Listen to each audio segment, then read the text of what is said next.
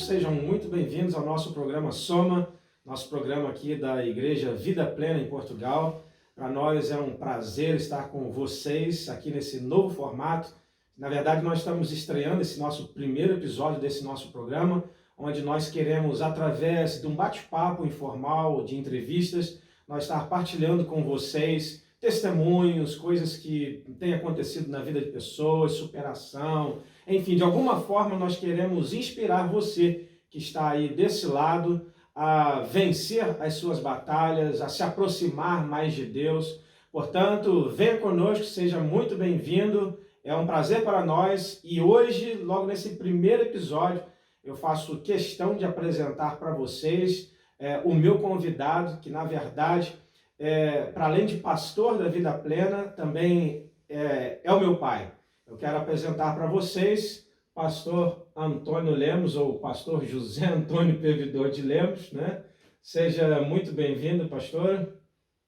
Obrigado. Boa tarde a todos os ouvintes, espectadores. Estamos aqui mais uma vez para falar um pouco do nosso livro, né? Exatamente. Primeiro livro, né? Primeiro livro. As mais incríveis experiências de vida, não é? Lançamento aí dos meus 70 anos de vida. Gostou da conclusão geral do livro? Ficou um espetáculo. Com Melhor não é? Com toda sinceridade. Brasil e Portugal não tem outro igual. Olha, eu quero ler aqui, apresentar para vocês, porque às vezes nem toda a gente pode não conhecer, né, pastor Antônio? E eu quero fazer um resumo aqui. José Antônio Pevidor de Lemos é pastor e pregador do Evangelho há mais de 40 anos, formado em Teologia pelo Instituto Bíblico da Assembleia de Deus no Rio de Janeiro. Exerceu seu ministério pastoral no Brasil e em Portugal, onde foi cofundador da IVP, Igreja Vida Plena. Enquanto pastor, formou outros pastores e líderes que hoje estão em diversos países servindo ao Senhor. E eu creio que alguns de vocês que estão nos acompanhando aí agora está exatamente se lembrando de bons momentos que vocês viveram enquanto estiveram aqui na Vida Plena conosco, debaixo do pastorado do pastor Antônio. Ele que é casado com Célia Pevidor, tem filhos, netos, já tem bisnetos. Pastor Antônio, eu pergunto, o senhor, olhando para si como homem, depois desse resumo que eu fiz aqui agora, né? Fez estudos, é pastor, acompanhou várias pessoas com discipulados, é casado, tem filhos, tem netos, até bisnetos já tem. Como homem, se sente uma pessoa realizada ou ainda tem, assim, muitos sonhos pela frente? Olha, olhando para a minha saúde, ou melhor, para a minha idade, eu penso que sim, já estou realizado. Já me sinto realizado. Agora, olhando para a minha saúde, pelo meu estado físico, ainda não estou realizado. Penso que ainda tem muitas coisas pela frente para se fazer em prol do reino de Deus. E muitos sonhos ainda por realizar também? Tem muitos planos? Sim, não resta dúvida, não é? Apesar de não estar na direção mais da vida plena, mas eu continuo sonhando.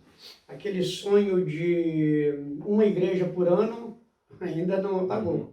Ainda continuo sonhando. Continua aceso ainda. Continua. Falando em sonhos, esse livro, né, que a gente quer aproveitar esse nosso encontro aqui hoje para apresentar esse livro aqui para o pessoal de casa, é um sonho realizado. Né? Sem dúvida, isso aí é um sonho realizado. Foi um sonho assim de última hora ou é um sonho que já vinha há algum tempo? Não, na realidade já vem há bastante tempo e por umas 2 ou 3 vezes eu iniciei, mas houve um problema lá no computador e apagou aquilo tudo, perdi tudo e já havia desistido, não é? Então foi exatamente durante esta pandemia, como diz um ditado popular, há males que vêm para bem. Foi durante esta pandemia aí do Covid que surgiu a ideia, partindo de você, né, para lançar no livro um pouco da minha história, e assim foi feito. Portanto, tudo aquilo que eu tinha em mente foi apagado durante os anos, não é? E as minhas ideias e tal. Mas na medida em que eu aceitei o desafio para lançar este livro, As Mais Incríveis Experiências de Vida, comecei a escrever e creio que foi o Espírito Santo de Deus. E escreveu rápido, né? Foi me trazendo à memória cerca de 2 meses. 2 meses. Eu acho que nem 2 meses, não. Acho que foi menos. Eu acho que foi menos de 2 meses. Pronto, fui lembrando e escrevendo. E gostou da experiência de ter escrito o livro? Sem dúvida, sem dúvida. Mas só que, depois que o livro estava pronto, é que eu me lembrei de muitas outras coisas que poderia ter incluído aqui. Sim. Quem sabe um dia, né? Fica para passar. Olha que já tem gente aí perguntando por um segundo volume. Quem sabe. Tá certo. E as lembranças, as memórias que o senhor foi revivendo, trouxe alguma emoção enquanto ia escrevendo o livro? Trouxe. Deu vontade de reviver alguma coisa? Sim, sem dúvida. Eu em alguns momentos, eu senti a presença do Espírito Santo de Deus em minha vida e tenho até tido isso como uma confirmação, né, pelo que eu estava fazendo. Realmente foi muito emocionante relembrar, não é, coisas aí que aconteceram há 30, 35, 40 anos atrás. Isso é muito bom, muito bom, muito bom. Sem dúvida. Tá certo. E o livro? A gente sabe que o livro está composto por 2 partes, né? Exatamente. Explica aí para nós um bocadinho. A primeira parte trata-se do quê? A primeira parte traz um pouco da história real, não é? São testemunhos reais do que aconteceu comigo em Niterói, no Rio de Janeiro, né, em Araruama, e a maior parte eu fiz questão de revelar aqui em Portugal. Pronto. E tem Espírito Santo também. Tem. Um bocadinho de Minas Gerais. Minas Gerais, exatamente, por onde eu passei. Porque na época que eu morava em Niterói, eu visitei vários lugares a convite de pastores, então eu preguei. Tive a oportunidade de pregar no estado do Espírito Santo, em Minas Gerais, e a maior parte no Rio de Janeiro, é claro. E por último, em Portugal, não é? Então são experiências que eu conto aqui um pouquinho de cada estado por onde eu passei, inclusive Brasília. Uhum. Estive visitando lá uma igreja, pregando lá em Brasília, que não consta aqui no livro, só fui lembrar disso depois. Mas é isso aí. São experiências boas e assuntos mesmo, testemunhos verídicos. O que está registrado no livro não é que ninguém me contou, foi o que aconteceu comigo mesmo. E não é nenhuma obra inventada, foi uma coisa que aconteceu? Não. A primeira parte do livro são mesmo testemunhos verídicos. E agora, a segunda parte? A segunda parte é uma parte de ficção, não é baseado... Aí sim é uma obra criada. Né? Sim, é uma obra criada.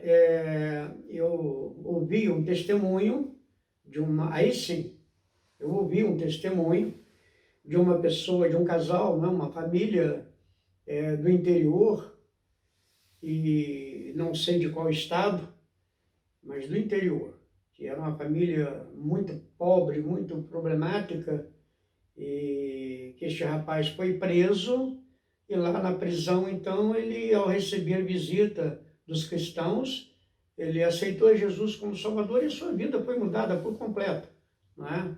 Interessante que enquanto ele estava na prisão, ele aceitou lá na prisão e a esposa dele recebeu também visita de um grupo de cristãos e em sua casa ela também aceitou Jesus. E a partir daí a sua vida foi mudando e chegar onde eles chegaram, não é? É uma história muito bonita, mas foi uma história baseada neste fato aí que eu criei. Okay. E tem uma particularidade interessante também, que é a questão da linguagem que eles usam, né? Sim. O que o autor decidiu usar no livro. Exatamente. Quando eu vi esse testemunho desse casal que tiveram suas vidas transformadas, então o pastor, quem contou esse testemunho, não é? que também eu não sei se é um testemunho real ou se é uma ilustração, pronto, mas foi baseado nessa história aí. E, inclusive, quando ele contou, ele usou a linguagem do matuto, né? Eu achei aquilo interessante, e aqui tem uma mistura de alguns estados brasileiros, que eu prefiro nem citar o nome, né?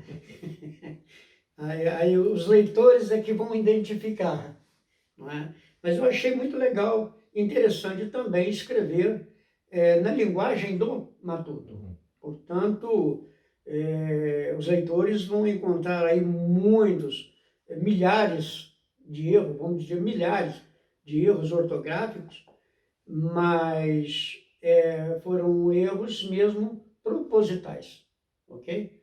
Eu fiz questão de apresentar mais ou menos como o matuto se expressa, né? Fala. Muito bem. Nós temos então, resumindo, na primeira parte do livro, uma obra verídica, né? Real, exatamente. A sua história. Inclusive a minha história da minha procedência, né? Uhum. Eu sou neto de um casal de italiano e vieram da cidade de Udine, na Veneza, e foram para o Brasil e pronto. E lá o meu avô, que é o filho desse casal, eles chegaram lá com 3 filhos, que eram 2 filhos e uma filha. E o meu avô, no caso, tinha 9 anos de idade. Cresceu, casou e tal. Mais tarde veio casar com uma senhora que era filha de um português, que era o capitão João Inácio de Almeida. Inclusive, esse capitão, ele serviu na guarda de honra na época do Império, né, do Dom Pedro. Uhum. Pronto, ele casou com essa... Aí o meu avô casou com a filha dele, pronto. E aí começa então a minha história. Em 1888 começa então a minha história, na história da minha origem, Brasil. Ok. Isso são pequenos pormenores e detalhes que depois o pessoal aí tem a oportunidade de, Sim. de conhecer no livro, né? Também não pode contar tudo, senão o pessoal depois Se não me falha a memória, temos aí umas 2 ou 3 páginas relacionadas a esse assunto, né? Sim. Ok. Então, independentemente das histórias que estão na primeira parte do livro, que são reais, e da história de ficção que foi criada, né, pelo senhor na segunda parte do livro, mas quando a gente lê o livro, a gente nota que todo o livro está repleto de milagres. Sem dúvida. Seja um milagre na história de ficção, na vida daquela família, né, falando na linguagem do matuto, ou seja na sua vida real, a gente vê que toda a obra literária que aqui está totalmente repleta de milagres.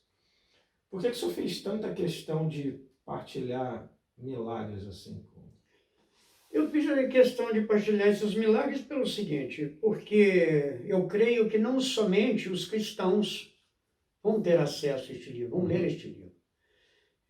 Pessoas de diversas religiões, né, seitas e etc. E quem sabe, eu tenho esperança que essa obra chegue até mesmo nas mãos do ateu, não é? Então, até mesmo alguns crentes, ao longo da minha vida, eu tenho ouvido dizer que Jesus operou no milagre, no passado, mas que atualmente ele já não opera milagres mais.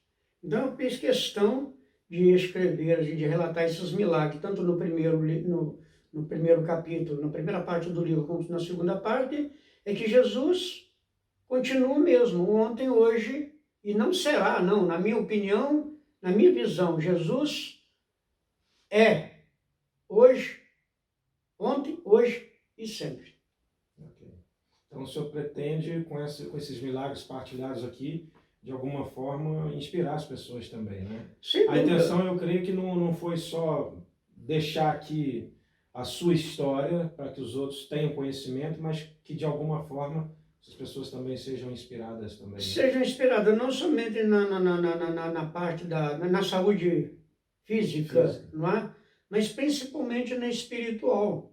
Isso é o que eu ia perguntar. As áreas na vida das pessoas que podem ser trabalhadas e alcançadas, né, inspiradas através da leitura deste livro, passa pela área física, passa pela área espiritual, né? Sem dúvida. Creio que talvez pela área emocional também, né? É isso aí.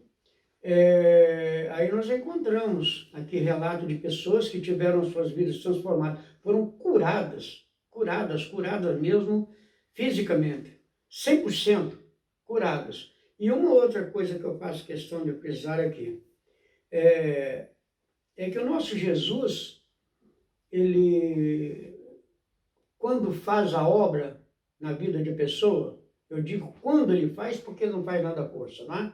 É preciso a pessoa querer, aceitar, se disponibilizar. Senhor, eu quero.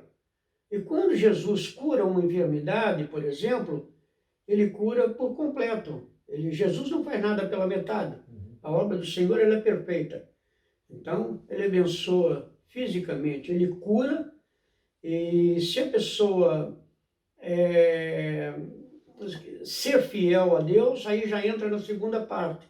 Não só na vida física, mas na saúde, mas na vida financeira também. Essa história aí da segunda parte fala sobre isso. Que eu tenho testemunha, apesar de ser uma história de ficção, mas eu sou testemunha viva e ocular de pessoas que viviam uma vida miserável financeira e após aceitar Jesus, tiveram suas vidas transformadas. Inclusive, há um caso aqui, que eu não relatei aqui no livro, eu faço até questão agora, eu vou resumir aqui, um irmão, lá em Niterói, ele, antes de aceitar Jesus, ele contraiu o vírus da tuberculose, estava internado ali no hospital, ali na Alameda São Boaventura, em Niterói. Um pulmão já havia sido eliminado e o segundo já no finalzinho, quando ele recebeu a visita de umas irmãs da Assembleia de Deus lá em Niterói, da rua São Januário, Assembleia de Deus do Fonseca, e as irmãs então pregaram o evangelho para ele e disseram que se ele aceitasse Jesus e confiasse que Jesus iria transformar a sua vida. E ele aceitou Jesus. Depois que elas foram embora, ele começou a pensar naquilo e conversou com Jesus. Senhor, se o Senhor curar o meu pulmão e me tirar daqui, desse hospital, me dá saúde, me dá vida, eu vou servir o Senhor para sempre.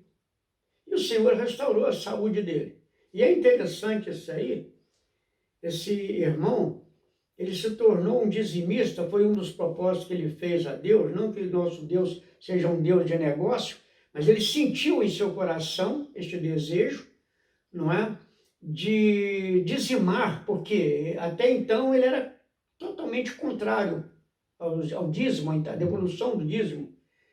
E ele seria então um dizimista fiel. E Deus o curou, e ele honrou com a sua palavra. E era um homem pobre. E quando eu o conheci, ele tinha um prédio com vários andares e apartamentos alugados em Niterói. Tudo isso ele conquistou depois que ele aceitou Jesus Cristo como Salvador. E esse irmão faz questão aqui de dizer também que este irmão, ele foi tão fiel a Deus com a sua promessa, que no aniversário dele, se ele ganhasse um par de meia, ele fazia questão de perguntar. Desculpa, mas quanto custou esse par de meia? Você sabe que eu preciso devolver o dízimo desta meia. E assim ele foi fiel em tudo. E Deus prosperou a sua vida por completo. Maravilha, tá ótimo. Bom, pessoal, leiam o livro, porque são mesmo muitas histórias. Eu estou aqui falando para vocês na qualidade de filho, né, do pastor Antônio e também de alguém que tem o livro em mãos. Eu já li o livro completo e eu posso dizer para vocês, eu sei que eu sou meio suspeito, né? Mas posso dizer para vocês que são mesmo histórias inspiradoras e você, em qualquer parte do mundo que estiver, se você quiser adquirir esse livro, você pode entrar em contato conosco diretamente através das redes sociais da Igreja Vida Plena, ou através do site da Vida Plena, nós temos lá os nossos contatos e a gente faz questão de enviar o exemplar para você, o quantos você quiser, porque verdadeiramente você vai ser edificado por Deus, vai ser uma bênção para você esse livro. Eu quero só dar uma resumida de tudo aquilo que a gente falou aqui e ler para vocês rapidinho só a contracapa, para vocês ficarem com uma pequena ideia. Neste livro você irá conhecer um pouco da vida do autor, suas origens, infância, juventude, família, conversão e o seu ministério. São experiências de vida que vão fazer você amar ainda mais este homem que se tornou um pai para muitos, e é verdade. Na segunda parte do livro, o autor presenteou-nos com uma ficção literária. Trata-se de uma linda história de uma família humilde do interior que vive a pior fase da vida. Contudo, algo lhes acontece e faz com que haja uma mudança de vida. Com certeza, ao concluir a leitura deste livro, você vai desejar mudar de vida. Esse é o nossa missão como pregadores da Palavra de Deus, como igreja, né? Aqui você está com certeza agora nos assistindo através do canal da Vida Plena. Esse é um dos nossos propósitos, pregar a Palavra de Deus para que você possa, de alguma forma, ser ajudado pelo Espírito Santo a mudar de vida, a ter um encontro verdadeiro com Deus. E as histórias que estão aqui neste livro, com certeza, vão ser uma inspiração para você. Portanto, a nossa recomendação do programa de hoje, esse nosso primeiro episódio aqui do programa Soma da Vida Plena, é ler este livro do pastor José Antônio Pevidor de Lemos, As Mais Incríveis Experiências de Vida. Você vai ser ricamente abençoado. Pastor Antônio, eu quero te agradecer. Muito obrigado por estar presente aqui conosco hoje, por nos dar esse privilégio de estrear aqui o nosso programa de bate-papos, juntamente com o pessoal lá em casa. Muito obrigado. Que Deus possa continuar abençoando a sua vida, no particular, a sua família, seu ministério. E, olha, sempre que quiser vir partilhar mais coisas conosco, as portas estão abertas, tá bem? Ok. E eu quem agradeço, né, por mais esta oportunidade. Não é para qualquer um, não, né? Depois de completar 70 anos de vida, está falando aí para o povo, para os nossos irmãos, até mesmo para alguns parentes, que eu tenho certeza que através desse vídeo, né, chegarão ao alcance deles. Obrigado a todos, principalmente ao nosso Deus e ao Espírito Santo, que tem nos revelado, né, nos feito lembrar dessas coisas, né, que aconteceram conosco. Muito obrigado. Maravilha. Pessoal, foi um prazer. Que Deus nos abençoe rico e poderosamente. Até o nosso próximo encontro, se Deus quiser. Tchau, tchau para vocês. Fiquem com Deus.